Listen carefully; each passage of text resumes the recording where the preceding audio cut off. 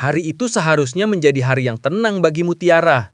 Setelah beberapa minggu dipercaya menjadi pengantar pesanan di kafe, ia mulai menikmati pekerjaannya. Tapi tanpa ia sadari, rencana gelap sudah disusun rapi oleh Sandra, wanita yang diam-diam menyimpan iri dan dendam kepadanya. Ketika matahari baru naik, Mutiara berangkat dengan motor kafe, membawa pesanan seperti biasa. Namun, di tengah perjalanan, saat melewati jalan sepi di pinggiran kota, dua pria misterius tiba-tiba muncul menghadangnya. Mereka menatap tajam, lalu dengan kasar memaksa Mutiara turun dari motor. Mutiara mencoba bertahan, tapi satu dorongan keras membuat tubuhnya terjatuh ke tanah. Dalam hitungan detik, motor kafe dibawa kabur, meninggalkan Mutiara yang tergeletak di pinggir jalan, kesakitan dan ketakutan.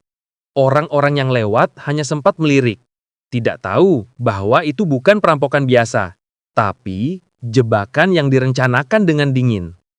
Beberapa jam kemudian, kabar tentang Mutiara yang celaka sampai ke kafe. Dikta, pemilik kafe, langsung panik dan menghubungi Kenzo, sahabat sekaligus orang yang diam-diam menyimpan rasa pada Mutiara. Tanpa pikir panjang, Kenzo meninggalkan semua pekerjaannya dan berlari menuju lokasi kejadian. Ketika ia menemukan Mutiara, gadis itu sudah lemah dan nyaris pingsan. Kenzo segera mengangkatnya, membawanya ke tempat aman dan memastikan luka-lukanya diobati. Wajah Kenzo penuh cemas, tapi juga penuh ketulusan.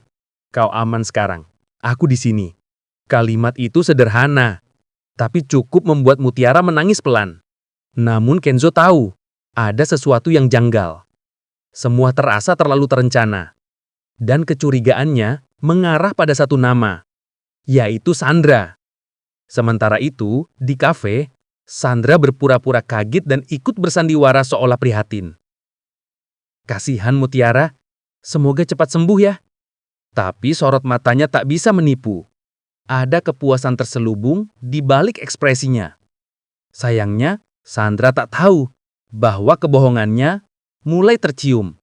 Salah satu karyawan kafe tanpa sengaja mendengar percakapan Sandra dengan seseorang lewat telepon, di mana ia menyebut semuanya sudah beres. Tak hanya itu, pesan misterius di ponsel Sandra juga ditemukan, berisi transfer uang kepada dua orang pria yang diduga sebagai pelaku.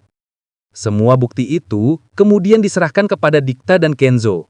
Dan malam itu, konfrontasi besar pun terjadi. Kenzo datang bersama Dikta, dengan ekspresi dingin dan suara yang tajam. "Berhenti berbohong, Sandra. Kami tahu semua." Sandra berusaha menyangkal, bahkan memutarbalikkan fakta. "Aku? Menjebak Mutiara? Kalian pasti salah. Dia sendiri yang ceroboh." Namun Kenzo sudah tidak bisa lagi menahan amarah. Ia menggebrak meja dan berkata, "Kalau bukan karena rasa iri, kau takkan tega menjebak orang sebaik dia." Semua karyawan yang hadir terdiam. Sandra kehilangan kata-kata. Wajahnya pucat, topeng manis yang selama ini ia pakai hancur di depan semua orang. Sejak malam itu, semuanya berubah. Mutiara tidak lagi dipandang rendah. Ia justru menjadi sosok yang dikagumi karena keteguhannya. Kenzo berdiri tegak di sisinya, membuktikan bahwa cinta sejati akan selalu menang melawan iri, dendam dan kebohongan. Namun meski Sandra telah kehilangan kepercayaan dari semua orang, ia belum menyerah. Di balik pintu kamarnya yang gelap, ia menatap foto Mutiara sambil berbisik lirih.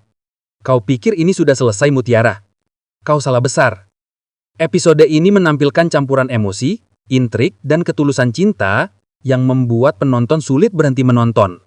Dari kejahatan yang diselimuti kepura-puraan, hingga keberanian Kenzo yang muncul di saat paling genting. Semuanya terasa nyata dan menegangkan. Sebuah episode yang membuktikan bahwa cinta sejati akan selalu menang melawan iri, dendam dan kebohongan. Dan kini, penonton hanya bisa menunggu. Seberapa jauh Sandra akan melangkah kali ini?